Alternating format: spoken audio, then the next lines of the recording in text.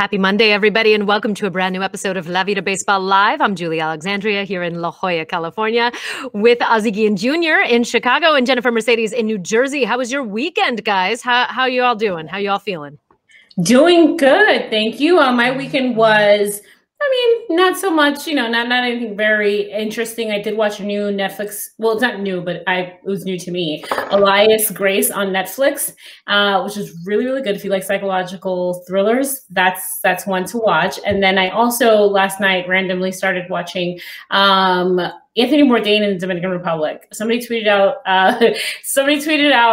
how fun it is to watch culinary chefs eat Dominican food, and they sent out links, and I was like, oh my God. And then I just went into a rabbit hole and started watching all these videos, 2 a.m. and I'm watching Anthony Bourdain eat chicharrón and tostones. And I was like, I'm hungry. But it was good. It was good. If you want to Google it, and it's on YouTube, but it's a really good episode. Oh, R.I.P. Anthony Bourdain, one of the greatest. I used to love his show. And by the way, Jen, thank you so much bringing up Netflix. I started Bridgerton last night. Yay! Very excited to get into it. I'm hooked. I'm hooked. It's another Shonda Rhimes winner. I've been a big fan of hers for a long time, since Grey's Anatomy started. So I'm very much looking forward to that one. Ozzie, how was your weekend? My weekend was great. It was great and it was sad. Osney got eliminated. His team got eliminated. He was still suspended in Game 7. They did not play good baseball in their last game, so they didn't deserve to win it. But that team came back from a 3-1. But he's not going to the Caribbean Series. Another team's going for them. But on the other side, fun weekend. Obviously, UFC, Conor McGregor getting KO'd was awesome. I'm not saying that from a Conor standpoint. Were you surprised? You know what? I wish I did. I think that the odds makers, I didn't realize how good the other guy was. I'm not really a big expert on UFC, but I realized I had a rant on my Instagram on you need guys like Conor McGregor, okay, in the game of baseball. Like in the sports, just like you need guys in baseball that are like kind of play the heel, because that makes people watch, either because you want to root for them or you want them to fail or do well. I think that's something as human beings in sports, like, I want Trevor Bauer to sign somewhere. Some people want him to sign so he can succeed. Other people want to see him just fail, but you're still watching at the end of the day and everybody's getting paid. That transitions to, I think, now one of the greatest athletes of my era, okay, Tom Brady just took it to another level. Even if he loses in the Super Bowl to Mahomes, which I think is going to be the passing of the torch. Everyone knows Mahomes' connection to the game of baseball. This kid, I think, could have been playing Major League Baseball. But Tom Brady, I was looking at videos of Tom Brady hitting in Fenway Park. Nice little swing for Tom. But 10 times in the Super Bowl, it made me think about the Nelson Cruz move, for example, and teams right now that had won last year, but they think they can do better with somebody that they were there with. Tom Brady is in the Super Bowl. The Patriots did not make the playoffs, even with a guy that number-wise, Cam Newton, he's a pretty solid guy, but that chemistry in the locker room and that drive, I compared it to baseball, and there's so many names out there of guys that haven't signed back to their team because their teams think that there's a better option because the numbers look similar. Sometimes you have the same player, but that attitude and that energy and what that player brings to the team, very Tom Brady effect. Yeah. And I tweeted that out actually about, never underestimate the power of a single player on a team and his ability to rally, inspire, and be an integral part of that. You mentioned something interesting that I want to go off on just for a second, tangent here. Villains, right? Every game needs a villain. Every story needs a villain. Who is baseball's biggest villain right now, would you say? Well, A-Rod, he's not even playing, but Still? I think Trevor Bauer. I think Trevor Bauer. I think people watch Trevor Bauer to see him fail. They hate watch him? I think they hate watch him. I think they want to see him fail or win. I think that's them, and I think the team is he's the player, and I think the team is the Houston Astros. I think that more people watched Houston last year to see them fail than anyone had ever watched before that wasn't an Astros fan. But you always have that, like, my father, like, people loved him or hate him, but they watched. It was entertaining. It's part of the game. Of course. Jen, who's the biggest villain in baseball right now? I would say Trevor Bauer, and I think just like Ozzy said, I think people will either love him or they hate him. And I think he's done a lot of villainous things as well that he seems to forget about and kind of not hold himself accountable for, as far as attacking people on Twitter and females and sending his fans to them. So, I mean, and there was an article about this that Ken Rosenthal wrote about. So I do think that Trevor is the villain. Yeah, you know that 17 Astros roster was like, thanks, dude. Thanks for taking that off our back. All right, well, moving on. We have a great show planned for you. We're going to be talking about Hall of Fame voting. We're going to be talking about the George Springer contract. We're going to be talking about everything from hot stove moving into the week here as it comes to baseball and pop culture news. But first, we want to pay our deepest respects last week on the passing of a baseball legend. Growing up, if you were a baseball fan, you knew two numbers by heart, 715 and 755, as we all, the baseball world and beyond, mourns the loss of Hammerin' Hank Aaron. Jen, I know you have a great article on this. There was a wonderful article in Forbes magazine, in Forbes at Forbes.com, which discussed Hank Aaron playing out in Puerto Rico and how important and impactful that one season that he played in Puerto Rico was for him. And when you read the article, basically what it says is that his opportunity out there in Puerto Rico really helped him develop his skills in the outfield. They put him in the outfield where he really flourished. I think he was tied for home runs that season with at the top. And then once he started the season, that's where they put him, and that's where he was, where he had the opportunity to be inducted into the Hall of Fame. Basically, like, that's where the story starts for him, as far as being able to be inducted into the Hall of Fame. That's where you see him grow and really flourish. And I really thought that it was a really interesting and really fun article, because sometimes you don't hear about all of those other things that a lot of these players go through, right? And one of the things that I really love about it as well is that it continues to show the importance of playing in winter ball. At least once in your career, you need to be out there playing in the winter leagues. I think you would agree with me on this, Ozzy. I do. You know why? Because no one talks about how bad Hammerin' Hank was at the defensively. He was horrendous. Okay, he goes to Puerto Rico because he was such a liability that they were scared of bringing him up. And in Puerto Rico, he found a spot in the outfield where he felt comfortable, and he was able to at least play a defensive level that kept him on the field in the big leagues. I don't think it happens without winter ball. And him taking that opportunity. I think that that's a case for a lot of younger players now, that your defense only gets better by you practicing on it. I think the ironic part is, had Hammerin' Hank not done that, we might not see him on the field, because he was really bad. Like, he was even really bad after he got to the big leagues. And I think in this modern day and age, he might have been an all-time, he would have been a DH full-time, because he wasn't very good defensively. But he knew that. He went to Puerto Rico, did his thing, and he was able to maintain his level of sustainability in the big leagues, where his defense was okay, and then his offense obviously took off. But from passing away, we say baseball legend. I think that I got Hammerin' Hank as a legend in our history of the United States.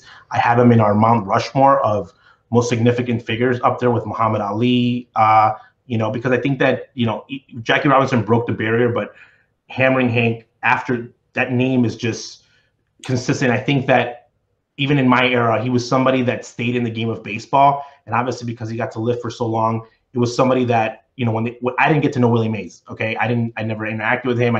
But I did with Hank, and I know a lot of other players did.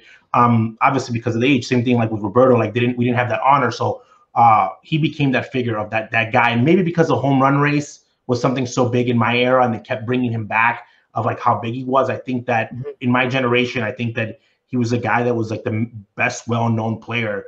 And from what he stood for, I think back then, it was just that much harder. So I think we lost a legend, period, to the game of baseball and the United States. And we all know that image of him when he hit the home run, when he broke the record. And you have these two white fans who come on the field, and the backstory behind that is heartbreaking, because he was receiving death threats. He was having to go into the stadium through back doors and all of these things because of the color of his skin, right? And I think that that's still something that isn't discussed enough, is all of the things that he went through. I mean, Jackie broke the color barrier, but a lot of these other players of color really went through it. And I mean, and still do. And still do today. Yeah. Agreed. All right, moving on to some more baseball news, some hot stove action concerning George Springer. He is going up north, guys, to the Toronto Blue Jays. He signs a nice deal, $150 million Blue Jays contract.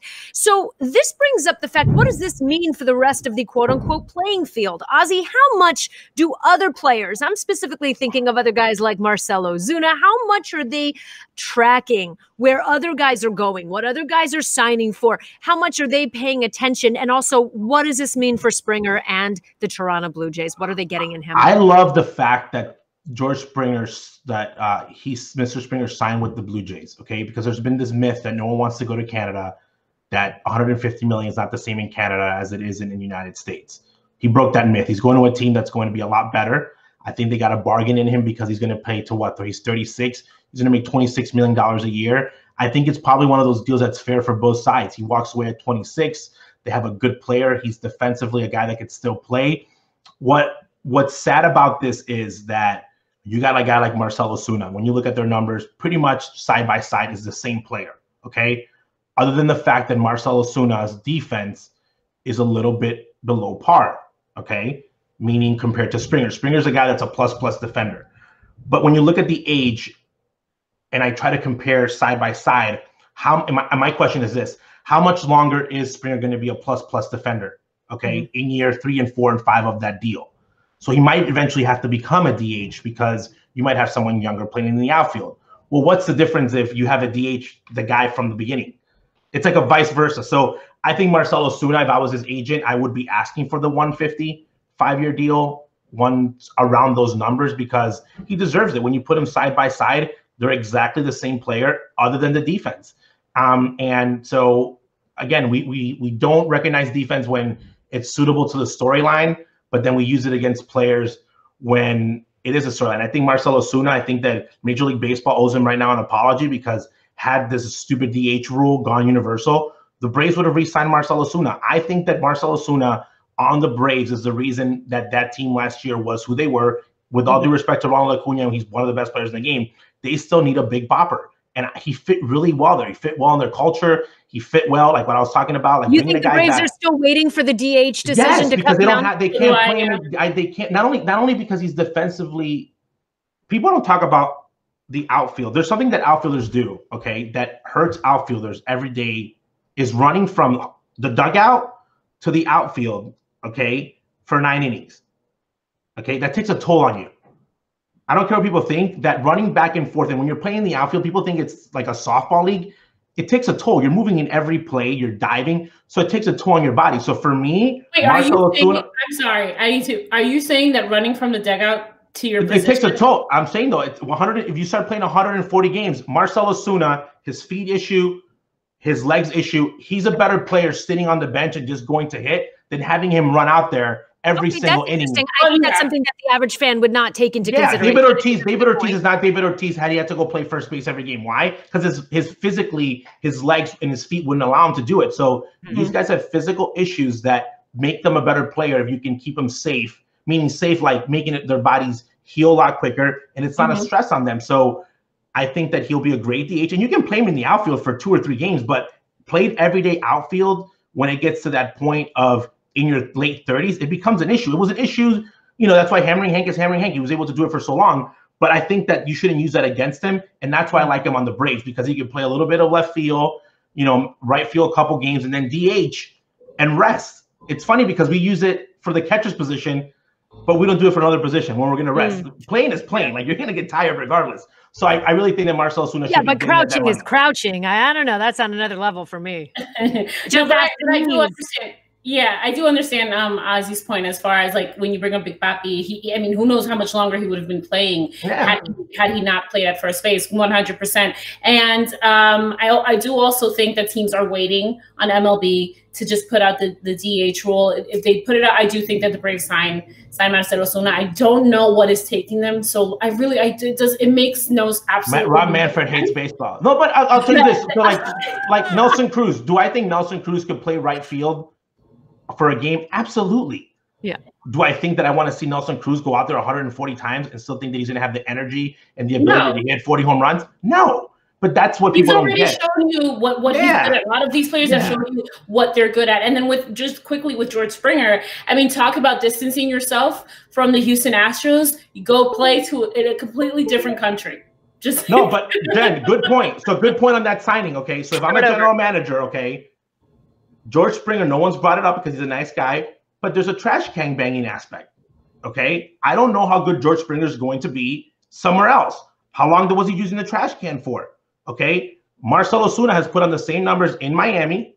Okay, he did it in St. Louis, and then he did it in a short season, not linked to any trash can banging or anything. So when you're looking at a player like that, I'm being serious. Like a guy like George Springer, just like I'd be hesitant to sign Bauer because he did well in a 60-game season. Those things, anyone that's coming out of Houston, I'm like, I don't know. I don't know, you know, what the trash can banging, like how's that going to fit? So I think Marcell Ozuna has done enough to deserve that type of contract talk. And, you know, that's what I think that he's going to get paid. Yeah, agreed. And that trash can banging scandal, that's going to follow all of those guys, you know, once that team completely disperses in the years to come. But let's talk about some other news coming up this week. Big time, the 2021 National Baseball Hall of Fame election results will be announced live on Tuesday, which is tomorrow, January 26th. So one of the most polarizing names, and we've talked about this and touched on it here on the show, one of the most polarizing names that was on the ballot this year is Curt Schilling. He was a big supporter of the insurrection. He was a big Trump supporter. He let his opinions be known via Twitter and during speaking engagements. And now a lot of baseball writers who had voted for him are now coming back and saying, we want to rescind our vote. We want to come back and call back our vote because they may have voted for him. But then seeing as he was a big proponent for the insurrection that happened at the Capitol on January 6th, they want to take that away because voting is not just about the play on the field and X's and O's and numbers and sabermetrics. It is also about the integrity, the sportsmanship, and the character and the contributions to the team in which the player has played, quote unquote. So if we go ahead and say, yes, those votes can be rescinded, and they really only have 24 hours to do this, guys, at this point, are we setting a precedent? And also by that, caveat, how much should a player's off-field opinions and actions be taken into account after their playing career is over or during their playing career, Jen? A couple of things with this story. Number one, it wasn't him promoting and supporting the hanging of journalists that did it for you. I mean, that was okay. Coming for you literally didn't bother you. But okay, now, you know, the straw that broke the camel's back was him supporting the insurrection. I find it kind of mind-boggling for a lot of these writers who now feel like, okay, this is it. This was the thing that did it for me. When in reality, like you said, Julie, it does say integrity in there.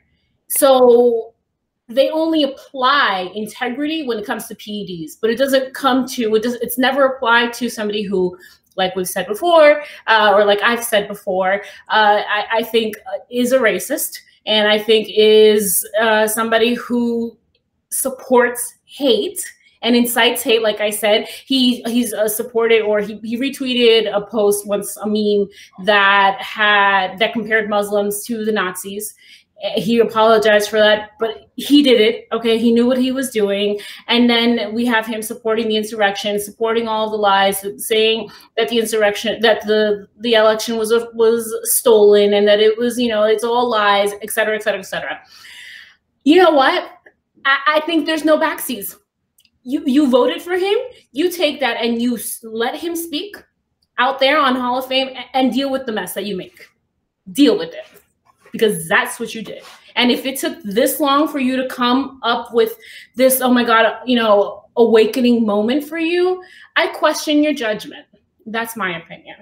And just to give context to what Jen is talking about the noose comment, there was somebody on Twitter had taken a photo of a hanging, a noose, and said, add journalists and some assembly required, implying that journalists should be hung for fake news media.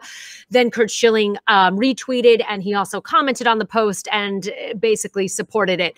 Unfortunately, Ozzy, where do we go from here? I mean, do you think, given your expertise, do you think we'll see him on the podium? So number one, we've all known who Curt Schilling was from day one. Yeah. Okay. So people saying that Curt didn't come out of the blue and say this, and now, oh my God, we just found out who Curt Schilling really is. Like, the guy has a podcast and he talks about politics. He's been doing this. He was let go from ESPN. BBW, whatever, Writers Association, I even forgot the name of it. These guys need to be taken away their rights to vote or add it and let other people vote, okay? Because from the fiasco of leaving blank ballots to just voting worse than my freaking 2-year-old daughter, okay? 68% Scott Rowland. What kind of baseball are you watching? Okay, Sammy Sosa has not even hit 30% yet. It's just, they just keep making mistake after mistake. And now they're going to say that we want to rescind a ballot because now you think Curt's going to get in. Well, this has been going on for a year. Curt jumped 30%, okay, from years before because you were judging Roger Clemens for being a PD user more than somebody's morale. So now you can't go back and rescind and say, oh, now you feel guilty, okay? Now you feel guilty. Now after the fact, after he's close to getting in, that's BS. And writers need to be called out for it. And again, yes, you do have the right to judge a player for the integrity and that personal vote, but I can't go back and rescind my voting. I'll give you this. For many years, I was against any type of PED users, okay, getting into the Hall of Fame. I grew up with that. It was a thing. After this Astros scandal, what I know about baseball and the way that all this is going, they all deserve to get in because we all got paid. We all are on top of a hill judging guys to want to get better. They all deserve to get paid. A lot of those guys were doing things when it wasn't even a rule. So we need to get off our high podium. So for Curt Schilling, he's at 74%. He might get in. If Curt gets in, he was a guy in my book that was a 50-50 guy. Okay. If he gets in, I think that the Veterans Committee needs to come in and look at Luis Tian's number. You need to look at all this situation. And then I think that caused another precedent, but I don't think that the votes should be taken back. But I think that people should really consider when you're voting that it's not a joke, that you should really consider and be able to defend your vote, okay? Because it's the reality of it. And for Curt, Curt's been Curt his whole life. He's been that guy. He's been very vocal about this situation, about the current moment that we're in the country. Do I think that Curt's the only guy that thinks this way? No, I don't, but he's the one that's making money off of it and talking about it and tweeting about it. So writers should have known about this a lot sooner and should have taken into consideration because obviously they do the homework on Sammy Sosa. And Sammy hasn't still tested positive for he hasn't failed that steroid test. Yeah, so, I mean, listen, it's a simple case of the frog and the scorpion. If you are not familiar with that, check it out. It's an Aesop fable, tale as old as time. Really quick, Ozzy, before you go, I want to ask you, since we're talking about Hall of Fame, who are 2 guys playing right now who you can see as possible future Hall of Famers? 2 criteria to be a Hall of Famer. You got to start the game when you're young, okay? I think I got Tatis Jr., I got Ronald Acuna, are the 2 guys that I think, because I know Jen she's got the Dominican guy, but in my opinion, those are the 2 guys because they're young enough, okay? And if they keep doing what they're doing and they play 15 years in the big leagues, they're in that conversation now.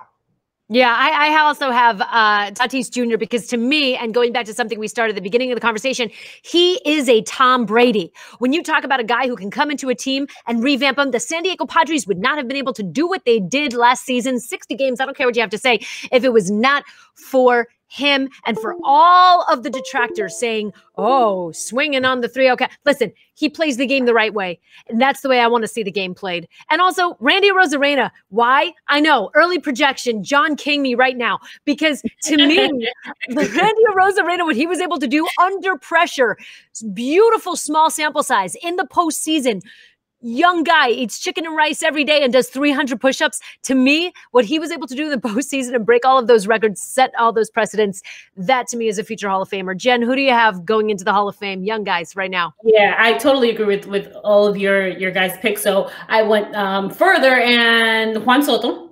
I just think that he is obviously, I mean, we talked about people talking about him being one of the best hitters in baseball. You got Luis Castillo and Jose Berrios for me. And the reason I pick Luis Castillo and Jose Berrios is that these guys have, well, especially Berrios, right? I think this past season, if he can be healthy and he can be consistent, and he can be consistent through the rest of his career, I really do think that he's going to be putting up really great numbers. Luis Castillo is somebody who people compare to Pedro Martinez. So when you talk about being compared to one of the greats, I definitely think that there is a future for you in the Hall of Fame. And obviously there are guys that we already know that are going to be in there, veteran guys, but we're focusing on this young core group of baseball stars, really. And that's why we talk about Juan Soto, Tatis Jr., and so on and so forth. Most exciting names in the game. All right, we are going to go really quick to a fun video with Mariano and Edgar Martinez. Speaking of the Hall of Fame, check it out.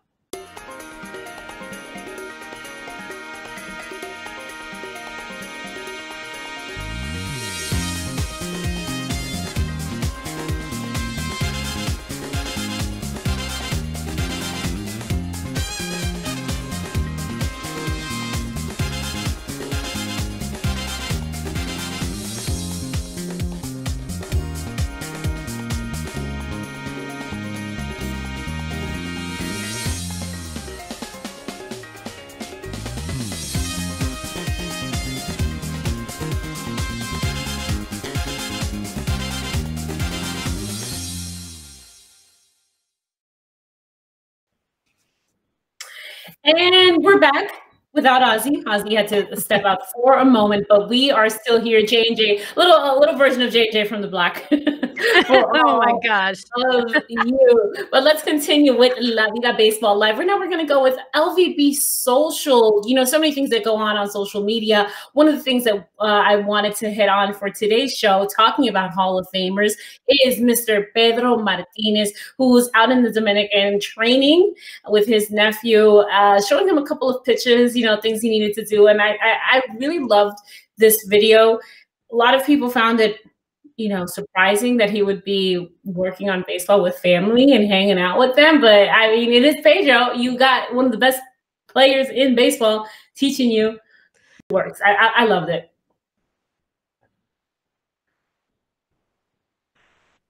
I just want to know what he's saying. Yeah, I know. Like, I wish I could hear it. I want to watch more. I would actually sit and I would watch, like, they should live stream his coaching sessions, because, like, or his bullpen sessions, or I'm not exactly sure who was pitching there. But I would love to hear it. Just to know, like, what the conversation is like. And can you imagine if he's like, I mean, you have this insanely, you know, legendary pitcher, and he's like, oh. Well, they have very similar mechanics too. Like when you watch him pitch, like he has very similar mechanics to Pedro. Obviously, I mean, I'm sure he watched him, you know, all his life, and then you have him now coaching you, and I mean, it's just wonderful. And I agree, Julie. I would love to be a fly on the wall and just listen to Pedro talk, because one of the things that I really truly enjoy about post games is listening to Pedro. Like, I love listening to Pedro Martinez discuss baseball, because he's just such a smart baseball mind. So I 100% agree. Yeah, he's brilliant. One of the best analysts. Okay, really quick, on this day back in 2012, let's head on up to the Bronx, because it was at Old Yankee Stadium that catcher Jorge Posada announced his retirement, which is crazy to think. The 40-year-old backstop joins Bernie Williams and Andy Pettitte in retirement, leaving Derek Jeter and Mariano Rivera as the remaining members of the core group of players. Crazy. 2012 doesn't seem that long ago, but it was. But those guys led the Bronx Bombers to 4 World Series titles in just 5 years. I want to know, maybe you have some intel on this, Jen. What's he doing now? What's Jorge up to now? Well, first of all, I mean, part of my childhood, right? I mean, Jorge Posada and that core group of guys, Bernie Williams, Derek Jeter, Mariano Rivera. So when I saw him, you know, leave baseball, I was like, oh man, piece of my childhood goes there. But as far as I know, he's being a dad. And his wife has, she's an entrepreneur now. She goes on, she's a motivational speaker. I mean, if you see her, I mean, oh my God, Lara Posada, it just looks amazing. She's a total, like, fit mom, but you follow her, you get advice on you know, exercising and eating. I want to be a fit mom, Jen. I want to be a fit mom. Can I be a fit mom? She is definitely a hot fit mom. Like, let me tell you, like, I mean, I watch her and I look at her and I'm just like, I am so jealous right now. I want to know when he's going to start managing, right? Because they always say catchers make the best managers, and if he follows Girardi in those, you know, Yankee catcher footsteps, and you know, and the greats, Yogi Berra, you know, I would love to see him come back to the game in another capacity. I wonder if he has an appetite for that, because it's been so long since he retired and I haven't really seen him. So I think he might be just happy being a dad. Like, I know the last time I had heard about what he was doing was really taking the kids to school and doing all of those dad things. And you can't beat that. All right. Well, that's going to do it for this show. Jen, thank you so much. Ozzy, as always. And we will see you back on Wednesday with much more LVB content. We will be covering and updating you on the results of the Hall of Fame 2021 balloting and voting and results. So we can't wait to get to that and dissect it and discuss it as always. Have a wonderful week, everyone. We'll see you next time.